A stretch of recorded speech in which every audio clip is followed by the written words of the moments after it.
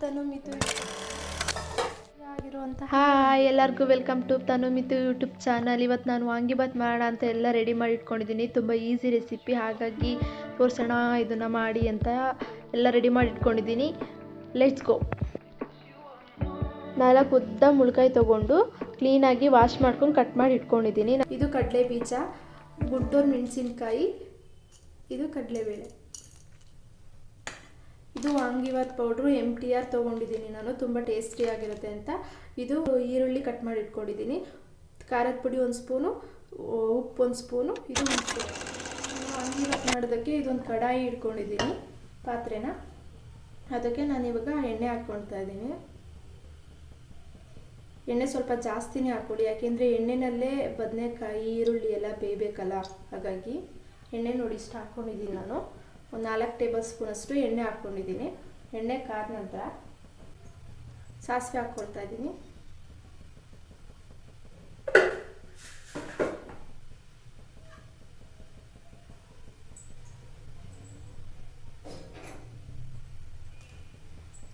ಸಾಸಿವೆ ಬಿಸಿ ಆಗಿದೆ, ಮೆಣಸಿನ್ಕಾಯಿ ಕಡಲೆ ಬೀಜ ಎಲ್ಲ ಹಾಕ್ಕೊಳ್ತಾ ಇದ್ದೀನಿ.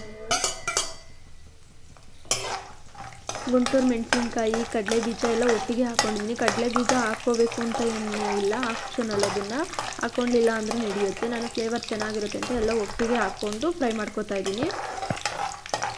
ಇದು ಚೆನ್ನಾಗಿ ಬೆಂದಿದೆ ನೋಡಿ. ಈರುಳ್ಳಿ ಹಾಕ್ಕೊತಾ ಇದ್ದೀನಿ.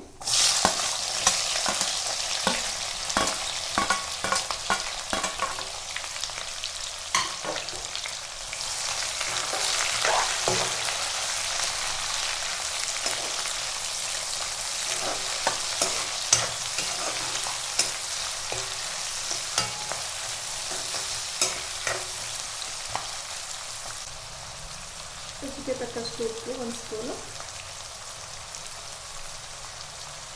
ಇದು ಖಾರದ ಪುಡಿ ನೋಡಿ ಹಾಕ್ಕೊಂಡು.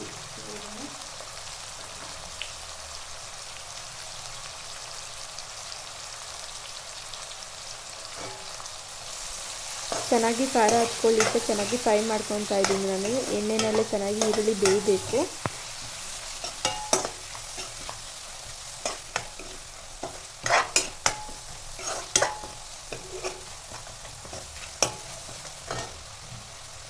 ಇವಾಗ ಕಟ್ ಮಾಡಿ ಇಟ್ಕೊಂಡಿರೋಂಥ ಬದನೆಕಾಯಿ ಹಾಕ್ಕೊತಾ ಇದ್ದೀನಿ.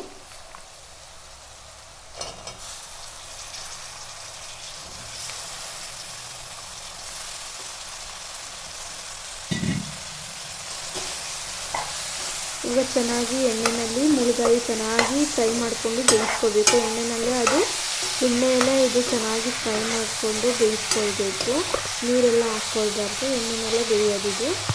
ಎಣ್ಣೆನೆಲ್ಲ ಚೆನ್ನಾಗಿ ಬೇಯಬೇಕು, ಒಂದು 1/2 ಅವರ್. ಇಷ್ಟ ಆಗಿದೆ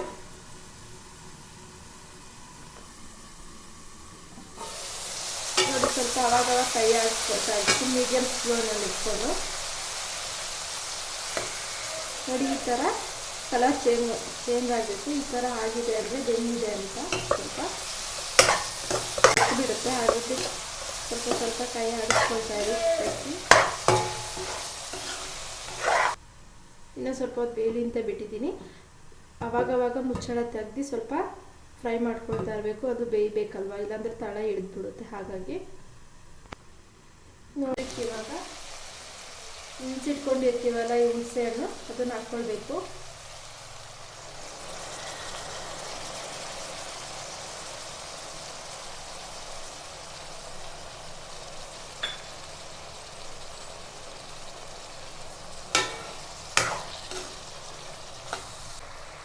ನಾನು MTR ತೊಗೊಂಡಿದ್ದೀನಿ, ಇದನ್ನು ವಾಂಗಿಬಾತ್ ಪೌಡ್ರು MTR ತೊಗೊಂಡಿದ್ದೀನಿ. ಅದರಲ್ಲಿ 1 ಸ್ಪೂನು, 2 ಸ್ಪೂನ್ ಹಾಕ್ತಾಯಿದ್ದೀನಿ. ಒಂದೊಂದು ಹಾಕ್ತೀನಿ. ಇದನ್ನು ಮಿಕ್ಸ್ ಮಾಡೋಣ.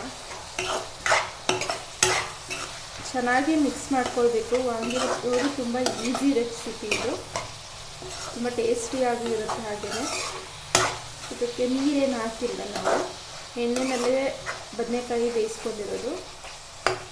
ಬದನೆಕಾಯಿ ಬೆಂದಿದೆ ಅಂತ ಗೊತ್ತಾಗೋದಕ್ಕೆ ಇಲ್ಲಿ ಸ್ವಲ್ಪ ಈ ಥರ ಪ್ರೆಸ್ ಮಾಡಿ ಇದನ್ನು ಬದನೆಕಾಯಿಗೆ ಟೇಸ್ಟ್ ನೋಡಬೇಕು. ಇವಾಗ ಸ್ವಲ್ಪ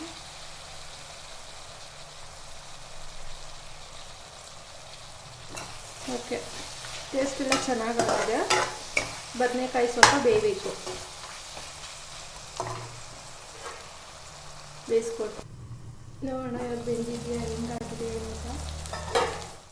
ತುಂಬ ಚೆನ್ನಾಗಾಗಿದೆ. ಕಾಯಿ ಬೆಂದು ಕಲರ್ ಎಲ್ಲ ಫ್ಲೇವರ್ ಎಲ್ಲ ಚೇಂಜ್ ಆಗಿದೆ. ಅದೇ ಥರ ಚೆನ್ನಾಗಿ ಬೆಂದಿದೆ. ಇವಾಗ ಗ್ಯಾಸ್ನ ಆಫ್ ಮಾಡ್ಕೋತಾ ಇದ್ದೀನಿ. ಅನ್ನ ಮಾಡಿಟ್ಕೊಂಡಿದ್ದೆ ನಾನು ಮೊದಲೇ, ಅದಕ್ಕೆ ಇವಾಗ ಎಷ್ಟು ಬೇಕಷ್ಟು ನಾನು ಇದನ್ನು ಹಾಕ್ಕೊಂಡು ಮಿಕ್ಸ್ ಮಾಡ್ಕೊತಾ ಇದ್ದೀನಿ. ಅತಿ ಕಡಿಮೆ ಸಮಯದಲ್ಲಿ 10 ನಿಮಿಷದಲ್ಲಿ ಆಗುವಂಥ ವಾಂಗಿಬಾತ್ ಇದು. ತುಂಬಾ ಈಸಿ ಇದೆ, ಅದೇ ಥರ ಟೇಸ್ಟ್ ಕೂಡ ಅದೇ ತುಂಬಾ ಚೆನ್ನಾಗಿದೆ ರುಚಿಯಾಗಿ.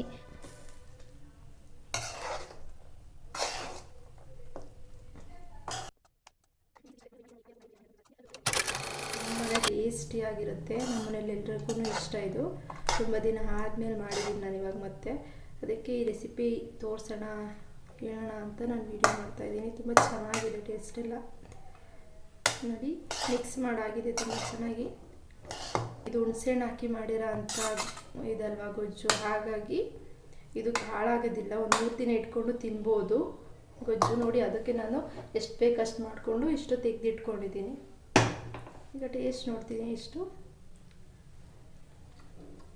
ಸೀರಿಯಸ್ಲಿ ತುಂಬಾ ಚೆನ್ನಾಗಿದೆ.